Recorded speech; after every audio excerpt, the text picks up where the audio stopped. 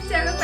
안녕하세요 여러분, 신짜오 선생TV의 선입니다. 네, 여러분들 한 주 동안 잘 계셨나요? 저도 잘 지냈습니다. 오늘은요 여러분들과 함께 베트남식 바게트빵 샌드위치에 대해서 이야기를 나눠볼까 해요. 혹시 이름 알고 계신 분 계시나요? 네, 바로 바이미라고 하죠. 여러분들이 바이미라고 알고 계신 거는 사실은 그냥 일반적인 바게트빵을 뜻해요. 그리고 우리가 말하는 바게트빵 샌드위치는 정확한 명칭은 마이미깨이라고 합니다. 깨 하면 뭔가를 이렇게 집다 또는 이렇게 모으다 그런 걸 뜻해요. 어떤 느낌인지 아시죠? 집게라는 뜻도 있고 꽉 오므리는 거, 그걸 바로 깨이라고 하는데요. 그래서 우리가 바게트빵을 갈라서 막 재료를 송송송 넣고 이렇게 오므리잖아요. 그래서 바이미깨이라고 부르죠. 그리고 이제 바이미 사이공이라고 이제 베트남 사람들은 또 부르기도 하는데요. 그 이유는 이 바게트빵이 사실 남쪽에서부터 시작됐고 실제로 지금도 북쪽 지역보다는 이 사이공 사람들이 훨씬 더 즐겨 먹는 음식이기 때문에 바이미 사이공이라고 부르기도 합니다. 근데 이 세 가지 다 어쨌든 우리가 말하는 샌드위치식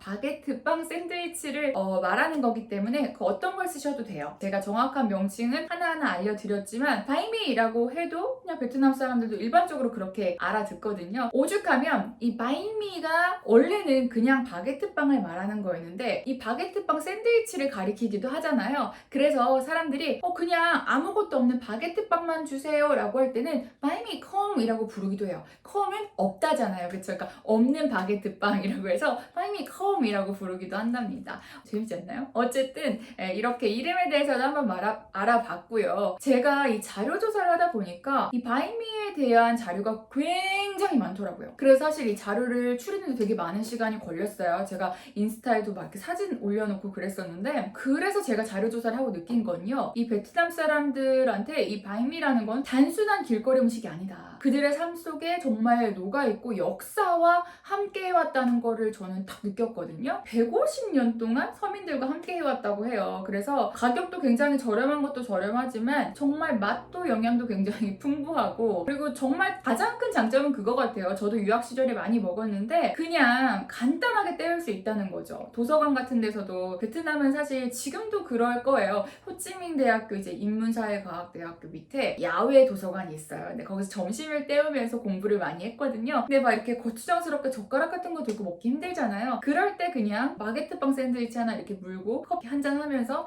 많이 먹었던 것 같아요. 그래서 베트남 사람들 이제 직장인들이나 또는 학생들 굉장히 많이 먹기도 하고요. 아침 식사 대용뿐만이 아니라 간단하게 때우는 간식 그리고 뭐 저녁으로도 저는 특히 저녁으로 많이 먹었거든요. 그러니까 베트남에서 혼자 유학생활하고 하니까 집에서 요리하기 싫잖아요. 그래서 이 베트남 사람들이 쌀국수만큼이나 정말 많이 먹는 음식 중에 하나고 길거리에 정말 10걸음 걸으면 있는 10걸음 걸으면 또 있는 그런 간이 가게들이 굉장히 많거든요. 그리고 가격도 뭐 저렴한 건 500원 정도부터 그러니까 10,000동 정도부터 또 한 20,000동이면 엄청 푸짐하게 제일 좋은 거 먹을 수 있어요. 그래서 500원에 1,000원 정도면 굉장히 부담 없는 가격이기도 하죠. 그래서 베트남 사람들이 정말 많이 먹는 음식 중에 하나 그리고 바이미가 세계적으로도 굉장히 유명해졌어요. 그래서 많은 외국인들도 좋아하는 음식 중에 하나가 바로 이 바이미이죠. 좋아요, 구독 꾹꾹 눌러주세요.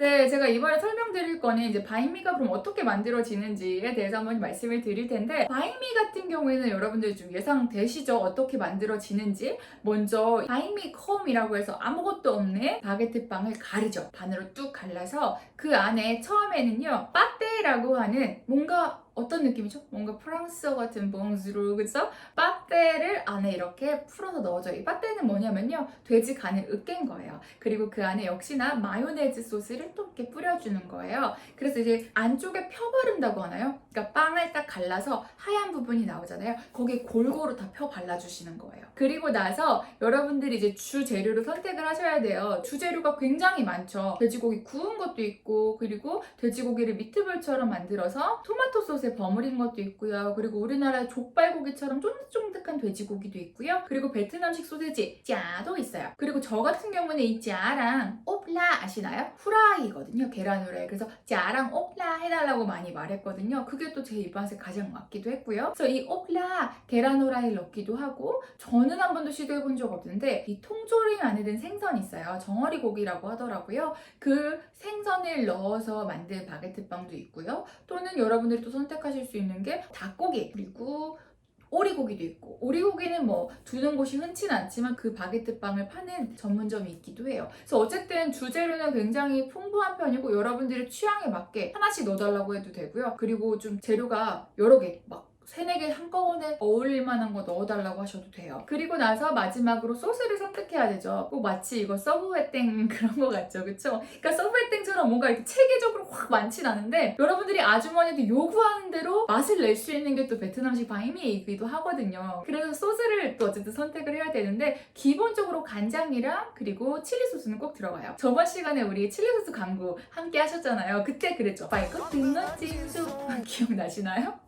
찐수가 있어야 한다고 막 그랬잖아요. 그래서 이 칠리 소스를 살살살 안에 뿌려주고 간장도 뿌려주고 후추도 톡톡톡 하고요. 그리고 이제 경우에 따라서 능맘을 넣는 경우도 있고요. 또 한국인으로서 빼놓지 말아야 되는 게 저는 이걸 꼭 넣어달라고 했거든요. 매운 고추를 이렇게 한 5조각 정도 썰어가지고 그 안에 톡톡톡 넣으면요. 그게 이렇게 오물이잖아요. 깨 하잖아요. 그리고 나서 고무줄로 마지막에 묶어주는데 고추가 알싸한 게 안에 쫙 배이거든요. 그래서 여러분들도 고추 빼먹지 말고 꼭 넣으세요. 그쵸? 그리고 이제 고수를 넣어주시는 데도 있어요. 또는 향채 같은 거, 박하 같은 거. 근데 이제 여러분들의 취향에 맞게 저는 그런 걸 다 빼고 먹긴 했어요. 근데 고수 좋아하시는 분들도 요새 많으니까 고수 같은 거 넣어줘서 이제 마무리해서 먹는 거죠. 근데 재밌는 게 또 이 종이가 신문지 같은 걸로 이렇게 싸져요. 고무줄로 해서. 그리고 봉다리라고 하죠.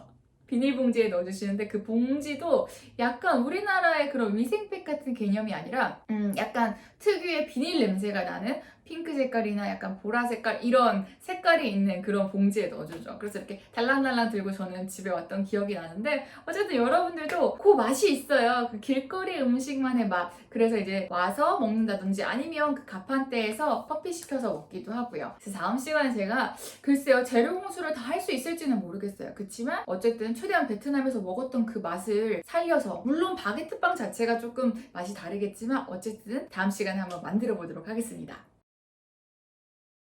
네, 이제 여러분들과 함께 바이미의 역사에 대해서 한번 이야기를 나눠볼까 하는데요. 바이미 같은 경우에는 바게트빵이잖아요. 바게트빵의 원래 본고장은 그렇죠. 프랑스겠죠. 그렇죠? 그래서 이 베트남에 들어온 것도 19세기 초에 프랑스 사람에 의해서 베트남 남부 지역에 처음 들어오게 됩니다. 그러면서 이제 점차 중부 지역으로 뻗어나가고 하게 된 건데요. 처음에 들어왔을 때는 굉장히 프랑스스러웠겠죠. 처음엔 길이도 굉장히 길었다라고 해요. 근데 점점 베트남의 이제 풍토에 맞게 맛도 조금씩 바뀌고 그리고 사이즈도 되게 아담해졌어요. 한 15cm에서 20cm, 30cm 요 정도까지 좀 아담한 사이즈로 바뀌기도 했고요. 원래는 프랑스식 빵이었단 말이에요. 그런데 이게 어떻게 바뀌냐. 이 베트남식 바이미가 다시 세계로 뻗어나가게 되죠. 되게 재밌지 않나요? 그러니까 본고장인 프랑스 거를 변형시켜서 베트남식으로 변형시켜서 다시 베트남의 것으로 만든 거죠. 그리고 나서 1975년 이후에 이제 베트남 사람들이 많이 세계로 뻗어나가잖아요. 그러니까 어떤 역사적인 아픔 때문이긴 한데 뭐 주로 망명이나 이주로 미국이나 캐나다, 호주, 뭐 영국 세계 각지로 뻗어나가는데 거기서 이제 또 베트남 사람들이 바이미를 알리기 시작해요. 이 보트 피플들에 의해서 많은 나라에 바이미가 알려지기 시작했는데 특히나 미국에서는